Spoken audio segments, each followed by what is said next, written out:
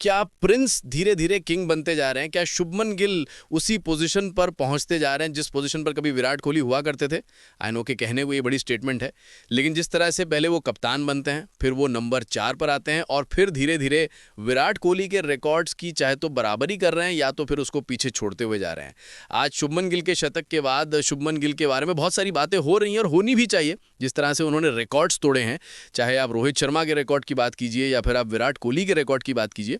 लेकिन उसके अलावा एक और रीज़न था जिसकी वजह से शुभमन गिल की काफ़ी ज़्यादा बात हुई, और वो था यशस्वी जायसवाल का रनआउट। बिकॉज जाहिर सी बात है, अगर मैं जायसवाल का रनआउट स्किप कर दूंगा तो आप में से बहुत सारे लोग उसको मेंशन ज़रूर करेंगे। इसलिए एक छोटा सा मेरा ऑब्जर्वेशन उस रनआउट को लेकर के ये है कि गलती शुभमन गिल की तो थी, गलती सिर्फ ये थी उनकी कि उन्होंने अपने पार्टनर पर उतना भरोसा नहीं किया। जब जायसवाल हाफ से ज़्यादा वो कवर कर चुके थे, तब वहीं शुभमन गिल बॉल देख रहे थे। हालांकि कुछ ऐसा ही हुआ था इससे पहले, जब ऑस्ट्रेलिया सीरीज़ में जायसवाल और विराट कोहली थे, तो वहाँ पर भी विराट ने यही किया था, वो बॉल देख रहे थे। लेकिन दोनों में अदर साइड ऑफ स्टोरी ये है कि जायसवाल थोड़ा सा ज़रूरत से ज़्यादा जल्दबाजी में थे दोनों केसेस में। हालांकि जायसवाल को भी ये बात समझनी पड़ेगी कि आपको टेस्ट क्रिकेट में इतने छोटे छोटे रन चुराने की ज़रूरत नहीं है। ये T20 नहीं है, आपको पूरा इत्मीनान से टाइम मिलता है। अगर आपको लगता है कि भाई मिड ऑफ पर बॉल है और प्लेयर वहाँ खड़ा है, तो वहाँ पर भागने की ज़रूरत वैसे नहीं है। और ऐसा 2 बार हो चुका है, इनफैक्ट उससे ज़्यादा बार हो चुका है जब जायसवाल जल्दबाजी में आउट हो गए। लेकिन टेस्ट क्रिकेट में जो अभी फ्रेश एग्जाम्पल हैं वो ये दोनों बार हैं, और दोनों बार जो रनिंग एंड पर थे वो जायसवाल ही थे, और ऑपोजिट एंड पर एक बार गिल थे, एक बार कोहली थे। तो अब देखना बस ये है कि आगे जायसवाल को समझना पड़ेगा कि भाई टेस्ट क्रिकेट में आपको इतनी जल्दबाजी में रहने की ज़रूरत नहीं है। और शुभमन गिल और कोहली दोनों ने यही गलती की थी कि उन दोनों ने अपने पार्टनर पर भरोसा नहीं किया, बल्कि वो बॉल देखने लगे, जो कि बहुत सिंपल सा रूल होता है क्रिकेट में कि भाई अगर पार्टनर कॉल करता है तो आप बॉल की तरफ नहीं देखते हैं, आप पार्टनर की तरफ देखते हैं, और चाहे तो उसको रोकते हैं, आप नो करके, स्टॉप करके, चिल्ला कर, कुछ भी करके उसको रोक देते हैं। बट या इस तरह की चीज़ें होती हैं। और उसके बाद यशस्वी ने भी कहा कि it's a part of the game, it's fine.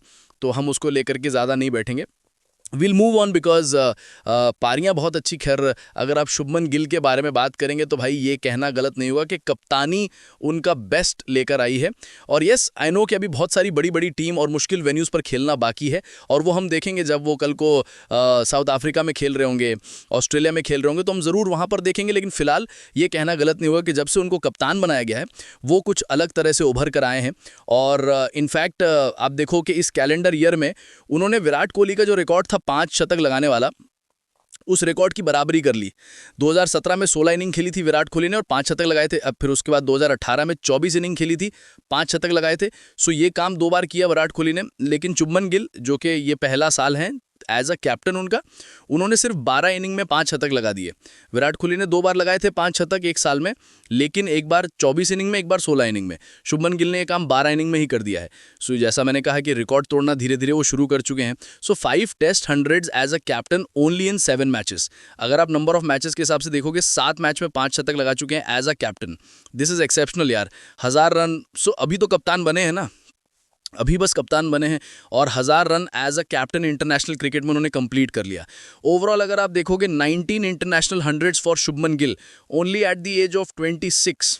26 साल के हैं, 10 टेस्ट क्रिकेट में लगा चुके हैं, 8 ओडीआई में लगा चुके हैं और 1 T20 आईज में लगा चुके हैं। बट ऐसा आई नो कि यहाँ पर इस बात का करते ही बहुत लोग यशस्वी के कब से कंपेयर करेंगे कि यशस्वी को भी T20 और ओडीआईज में उतने मौके मिले नहीं। और जब मैंने पिछली वीडियो बनाई थी वहाँ पर भी लोगों ने मेंशन किया था कि यशस्वी को अगर अदर फॉर्मेट्स में मिले तो बहुत जल्दी गिल को पीछे छोड़ सकते हैं। और ये मैं भी बिलीव करता हूँ कि यशस्वी का जो टैलेंट है, अगर उनको ओडीआईज और T20 में थोड़े और मौके मिले तो यस, वो इन नंबर्स को काफ़ी चैलेंजिंग और काफ़ी कॉम्पिटिटिव बना सकते हैं। जिस तरह से मैंने पहले भी आप लोगों को कहा कि जो काम विराट कोहली और रोहित शर्मा ने किया है इंडियन क्रिकेट के लिए, वही काम शुभमन गिल और यशस्वी कर सकते हैं, उतनी क्षमता उनके अंदर है।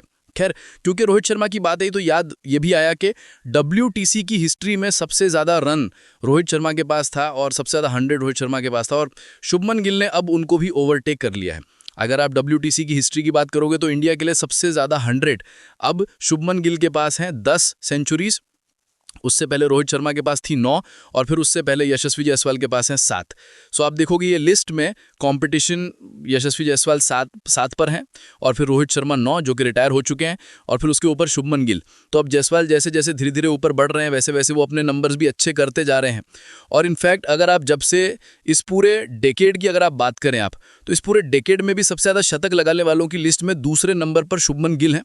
पहले नंबर पर ऑब्वियसली जो रूट है, जो कि अपने बेस्ट ऑफ द डे से चल रहे हैं, ज़बरदस्त फॉर्म पे चल रहे हैं। 25 सेंचुरीज इस डेकेड में जो रूट लगा चुके हैं। और शुभमन गिल 19, उसके बाद बाबर आजम का नाम है 16 सेंचुरीज। इंटरनेशनल सेंचुरीज की हम बात करें, लेकिन वहीं अगर आप इंडिया के लिए लीडिंग रन स्कोरर देखोगे तो वहां पर भी शुभमन गिल का नाम है। सबसे ज़्यादा शतक शुभमन गिल के नाम है WTC की हिस्ट्री में इंडिया के लिए, और फिर सबसे ज़्यादा रन भी अब शुभमन गिल के नाम है। इससे पहले ऋषभ पंत के नाम था, और जब तक रोहित शर्मा रिटायर नहीं हुआ था तो वो भी रोहित शर्मा के ही नाम था। रोहित शर्मा के पास 2716 रन था WTC की हिस्ट्री में, और पंत जिन्होंने पिछली सीरीज खेली थी उनके पास 2731 रन हुआ था। उन्होंने रोहित को बीट किया था, लेकिन अब शुभमन गिल ने शतक लगाने के बाद 2826 रन कर लिया है और ऋषभ पंत को भी बीट कर दिया है। सो कहते हैं ना कि when the captain goes good entire team goes good. और जिस तरह से शुभमन गिल ने बल्लेबाजी करी, जिस तरह से उन्होंने रन्स बनाए, जब ज़रूरत पड़ी तो निकल करके छक्के भी लगाए, जब ज़रूरत नहीं पड़ी तो इत्मीनान से भी खेला। और दिस प्रीटी मच शोज़ के टीम इंडिया जो है, जिसने पहले मैच में भी 400 लगाए थे, दूसरे मैच में भी 400 प्लस लगाया, और ये दिखाता है कि टीम जो है वो कितनी अच्छी तरह से आगे बढ़ रही है। लेकिन गौतम गंभीर ने शुभमन गिल को लेकर के एक बहुत अच्छी स्टेटमेंट दी। उन्होंने कहा कि मुझे देखना ये होगा कि शुभमन गिल कैसा रिएक्ट करते हैं जब चैलेंजिंग सिचुएशन आ जाती है, जब चीज़ें उनके हिसाब से नहीं चलेंगी। उन्होंने कहा कि I want to see how Shubman Gill reacts when things don't go his way. हालांकि उन्होंने कहा कि मैं हमेशा यहाँ पर हूँ उनको सपोर्ट करने के लिए, बैक करने के लिए और प्रोटेक्ट करने के लिए, लेकिन उनको भी क्रिटिसिज्म किस तरह से, क्योंकि फ्यूचर में सबके साथ होता है, सबको क्रिटिसाइज़ किया जाता है, उनको भी किया जाएगा। उनके टाइम पर भी मौका आएगा जब चीज़ें उनके हित में नहीं होंगी, जब चीज़ें उनके अगेंस्ट होगी। और उन्होंने कहा कि हालांकि गौतम गंभीर ने एक और बड़ी अच्छी बात कही। उन्होंने कहा कि I am ready to take all the criticism.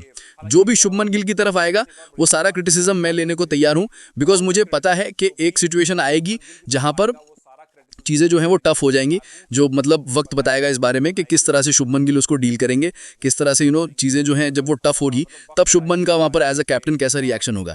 लेकिन शुभमन के साथ साथ, जैसे मैं हमेशा कहता हूँ कि जायसवाल पर भी आपकी नज़र उतनी ही पैनी होनी चाहिए, बिकॉज आज जायसवाल की 175 जो कि एक मच नीडेड, मच रिक्वायर्ड और हाईली डिजर्विंग डबल सेंचुरी रह गई उनसे, वो थोड़ा सा उदास ज़रूर हैं इस चीज़ से। 214 उन्होंने इंग्लैंड के खिलाफ लगाया था, 209 उन्होंने इंग्लैंड के खिलाफ लगाया, ये दो बड़े स्कोर थे। फिर उसके बाद वेस्ट इंडीज़ के सामने उनके पास मौका था, बट वो 175 पर आउट हो गए। लेकिन इस टाइम पर Shubman Gill, yes he is leading, और yes India is dominating. India आज 518 पर 5 पर डिक्लेयर करती है अपनी इनिंग, और वेस्ट इंडीज़ जो है वो 140 पर 4 हो चुकी है।